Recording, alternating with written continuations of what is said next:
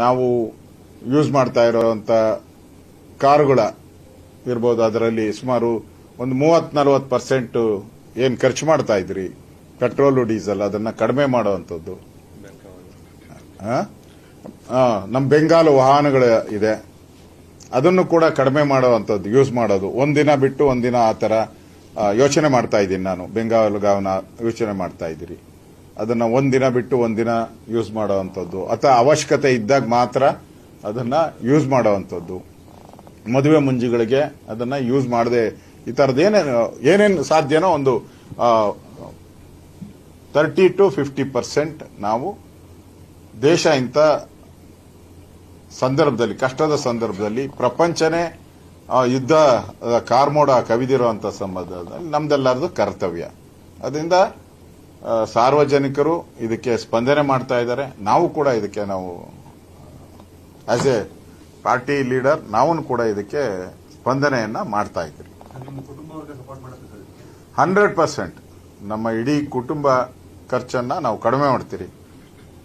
ಮನೆಯಲ್ಲಿ ಯೂಸ್ ಮಾಡುವಂತ ಆಯಿಲ್ನು ಕೂಡ ಕಡಿಮೆ ಮಾಡಕ್ಕೆ ನಾನು ನನ್ನ ಮನೆಯಲ್ಲಿ ಕೂಡ ಹೇಳಿದ್ದೀನಿ. ನಾನು ಆಯಿಲ್ ಮನೆಯಲ್ಲಿ ನಾವು ಏನು ಯೂಸ್ ಮಾಡ್ತೀರಿ ಅದನ್ನ ಕಡಿಮೆ ಮಾಡಿ ಅಂತಾನು ನಾನು ಹೇಳಿದ್ದೀನಿ. ಮತ್ತೆ ಪೆಟ್ರೋಲ್ ಡೀಸೆಲ್ ಅಂತಾನು ಅವಶ್ಯಕತೆ ಇದ್ದಾಗ ಮಾತ್ರ, ಈ ಕಾಫಿ ಕುಡಿಯಕ್ಕೂ ಕಾರಲ್ಲಿ ಹೋಗೋದು, ತಿಂಡಿ ತಿನ್ನಕ್ಕೂ ಕಾರಲ್ಲಿ ಹೋಗೋದು, ಇವೆಲ್ಲ ರದ್ದು ಮಾಡಬೇಕು.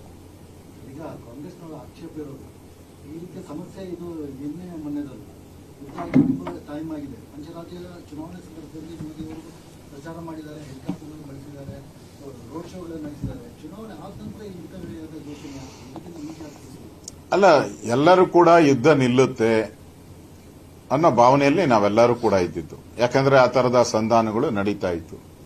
ಇವರು ಸಂಧಾನದ ಮಾತುಕತೆ ಕಳಿಸ್ತಾ ಇದ್ರು, ಅಮೆರಿಕನೂ ಕೂಡ ಸಂಧಾನದ ಮಾತುಕತೆ ಕಳಿಸಿತ್ತು, ರಷ್ಯಾನು ಕೂಡ ಸಂಧಾನದ ಮಾತುಕತೆ, ಅದನ್ನು ಕೂಡ 3 ದಿನ ಏನೋ ಮುಂದೆ ಹಾಕಿದ್ದಾರೆ. ಈ ತರ ಮಾತುಕತೆ ನಡೀತಾ ಇತ್ತು. ಆದ್ರೆ ಈಗ ಆ ಮಾತುಕತೆಗಳೆಲ್ಲ ರದ್ದಾಗುವಂತಕ್ಕೆ ಬರ್ತಾ ಇದೆ. ಇರಾನ್ ಯಾವುದೇ ಪಟ್ಟು ಅವರ ಬಿಡದೇ ಇರುವಂತದ್ದು, ಇರಾನ್ ಹಠಮಾರಿತನ ನೋಡ್ತಾ ಇದ್ದೀರಿ. ರಷ್ಯಾ, ಇದು ಅಮೆರಿಕದ ಹಠಮಾರಿತನ, ಇವೆಲ್ಲ ನೋಡ್ತಾ ಇದ್ದೀರಿ. ಅದರಿಂದ ಇದು ಯುದ್ಧ ನಿಲ್ಲೋ ಲಕ್ಷಣ ಇಲ್ಲ, ನಿಲ್ತಾ ಇದೆ ಅಂತ ನಾವೆಲ್ಲ ಭರವಸೆ ಮೇಲೆ ಈ ತರದ ನಡೀತಾ ಇತ್ತು. ಈಗ ನಿಲ್ಲೋ ಲಕ್ಷಣ ಇಲ್ದಿರೋದ್ರಿಂದ ನಾವು ಜಾಗರೂಕರ ಆಗಬೇಕು. ಆ ದೃಷ್ಟಿಯಿಂದ ಸನ್ಮಾನ್ಯ ನರೇಂದ್ರ ಮೋದಿ ಅವರು ಹೇಳಿದ್ದಾರೆ ಅಂತ ನನಗನ್ನಿಸ್ತಿದೆ.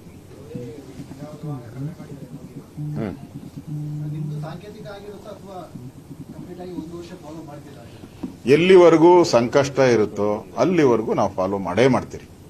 ಎಲ್ಲಿವರೆಗೂ ನಮ್ಮ ನಾಯಕರು ಹೇಳ್ತಾರೋ ಅಲ್ಲಿವರೆಗೂ ನಾವು ಮಾಡೇ ಮಾಡ್ತೀರಿ, ಪ್ರಾಮಾಣಿಕವಾಗಿ ಮಾಡ್ತೀರಿ.